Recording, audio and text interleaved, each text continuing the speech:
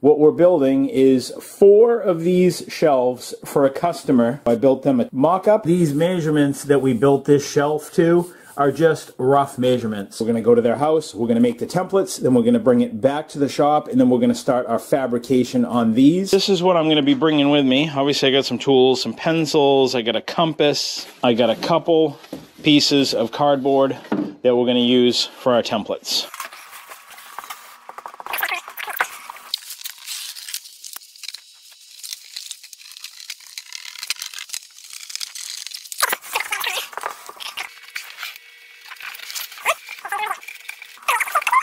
Using a nice sharp razor blade, I cut out my template.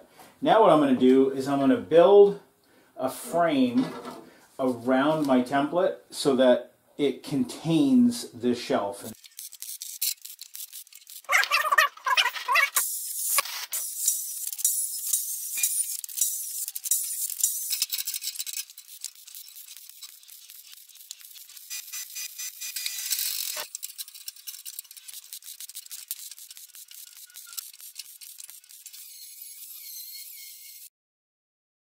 The shelves are all built. They came back from powder coat. Now we're going to go on a field trip and install them. Stick around. I'm going to start in this corner. So what I've done is I just took my level and came into the corner and just put a level line up there. Then I took my stud finder and just went along the wall and found the edge so that it made a mark right there. Then I did the same thing, made a mark on the other side, then found center, then confirmed it by putting a little finish nail in there. And if you remember, we already put a couple screw holes in the side where they go into this cabinet, Then I just took a little scrap piece of wood and clamped it into the cabinet right there so that the shelf will sit on it here and here. But now I got to go out and put a hole in the back of the shelf right there. 20 5/8. Now we'll just transfer that out there. I don't want to do any drilling in here. So now just measure over 20 5/8. These came out so good. So 20 5/8 from there is right like that. Right there. Measure twice, drill once, and check out these drill bits, guys. Just pick these up. These are super unique. Now I have a regular drill bit set from this company called Drill America, but check these out. These are actually step drill bits. So you can go from, you know, nothing all the way up to the full size or the exact size that you want.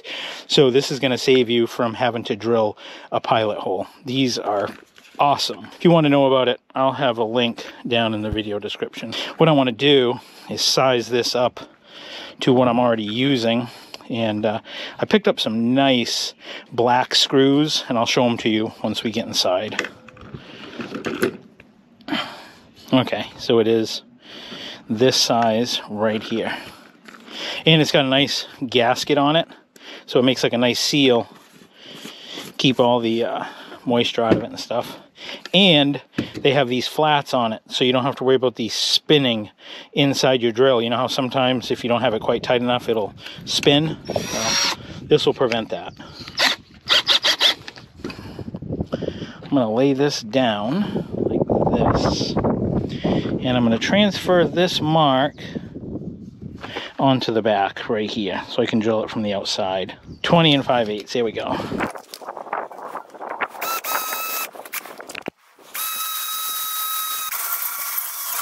Nice.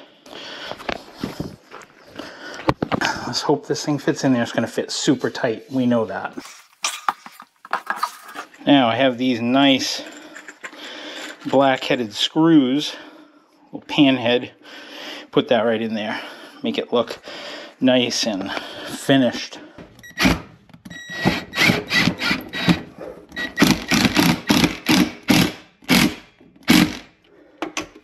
Oh yeah, that's nice.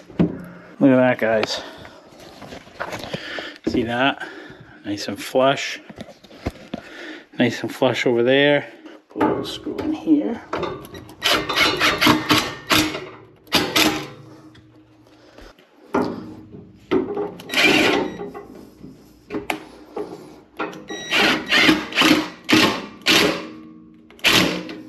Yeah, that looks nice.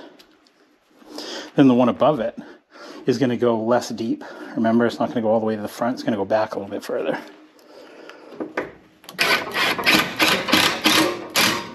Now I can take these off. Let's just help hold up the front a little bit. There. Helps keep that flush, just like that. Yeah. That looks pretty nice, guys. Okay, so I'll do this side, do it the same way. Just bump it up onto the bottom. Make it level.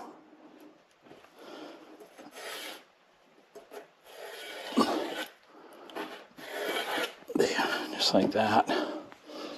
We really only need to do one side because we already know this side is just going to be what it is. I'm going to cut a little stick if I have one. 15.5. When you're doing these types of jobs, guys, too, I would also recommend that you do what I'm doing here. Put stuff down. Be careful.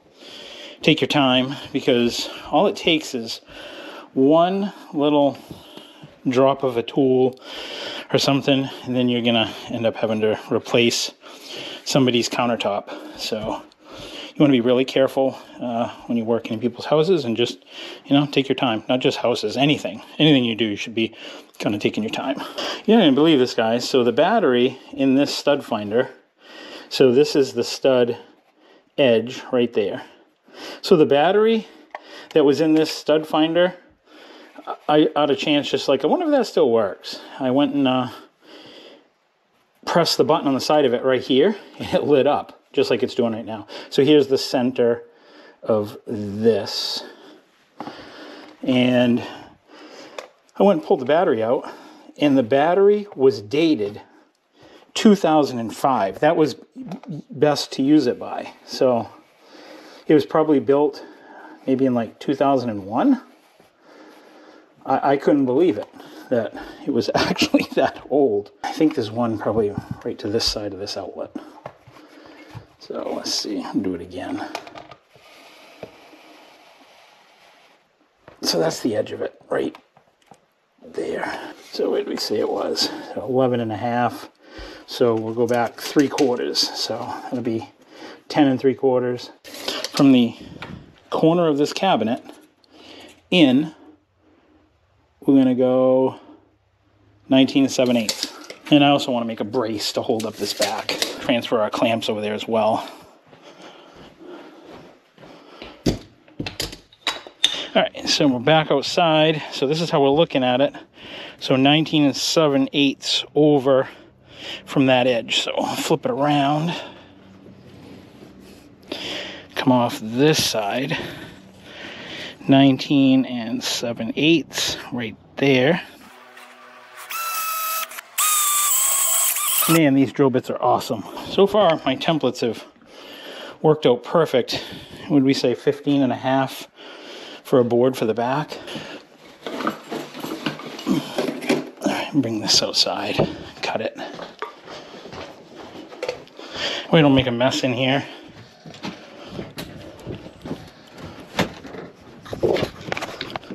So what do we say, 15 3/4, hold 15 3/4 there. Swing it over there. Here we go. Probably should have brought a power saw with me, but didn't really think it through, I guess.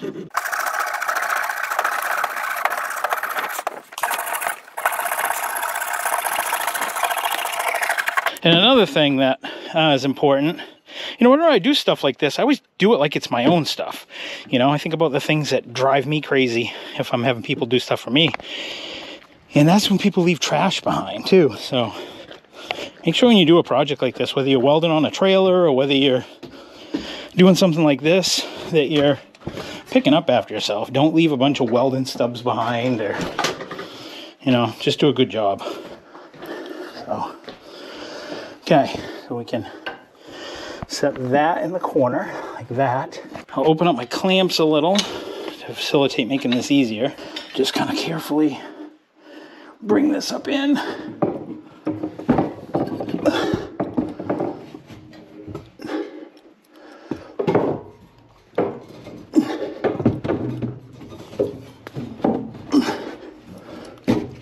Wow, that's nice and tight.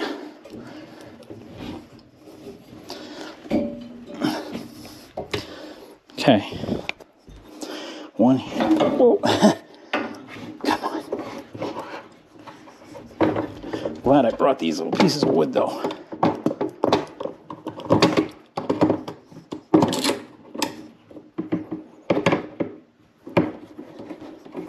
Okay, is that?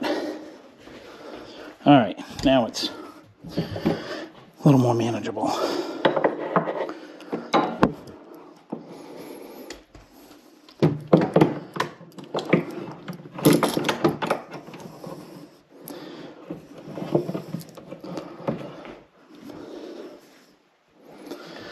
Okay.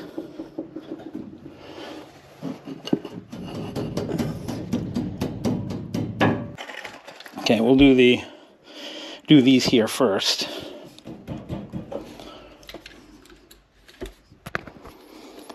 All right, put a screw right there.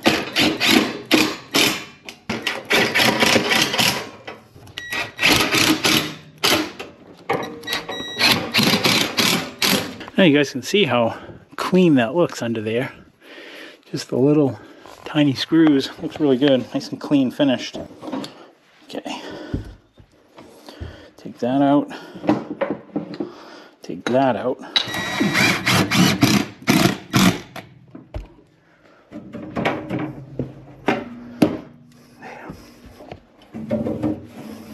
Wow, what an improvement, guys. That looks so good. So now I brought my templates in, and I'm going to put these now on top of these shelves. So when I'm working on the next shelf up, I can, set tools here and support off it without worrying about destroying it, So what I'm going to do now is I'm going to do the same thing, install the upper shelves, and then I'll bring you back in showing you the completed project, because it's really no different what I'm doing now than what I'm going to be doing when I do the upper ones. And here it is, guys. This is it, all installed. Look up underneath. Same thing over here. Those templates were absolutely perfect. See how nice that hardware looks up under there. That's another thing too. Make sure you clean all your spatter off your welds. Run your fingers over everything. Make sure everything feels good to the touch. Same thing under there. Yeah, I'm super happy how this looks. Stand back, you can picture like putting some things up there. We're back in the shop now, guys, but just check this out, because I think that this is the real star of this show right now. Check out that battery. It says it's best by January of 2005. I went and bought a new battery, and it says best if used by 12 of 28. So they're estimating this battery to last about 4 years, because we're in year 2024. So if we go back 4 years from here, this puts us at 2001 is the born on date for this battery. That makes this battery 23 years old that is set in this tool, and it still works. We also can't forget the manufacturer, how impressive that is as well. The manufacturer of this is Zircon, so that means that this tool literally has 0 draw on it when it's not being used. Some tools will draw a little bit of power off something, and eventually it'll kill everything. So here's the battery. We're going to put it in. Check this out. I'll do this without any editing or cuts. See that battery? Get it in there.